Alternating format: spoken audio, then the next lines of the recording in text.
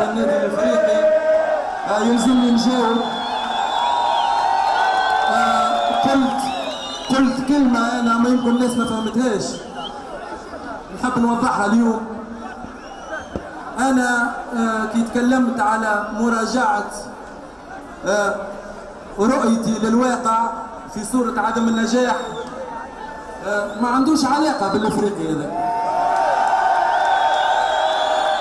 اي مسؤول في البلاد هذه واي رئيس دولة في العالم عنده جمعيته، ولكن احنا ما عندناش خلط. جمعيتنا هذيك حاجة خاصة بي انا ونقعد معاها مدى الحياة، هذا ما نجم نشك فيه، ما نشك فيه حتى حد. اما احنا جينا لعموم الشعب التونسي وباش نوقفوا مع الناس الكل، ولكن النادي الافريقي اليوم مطمئنين عليها بحول الله.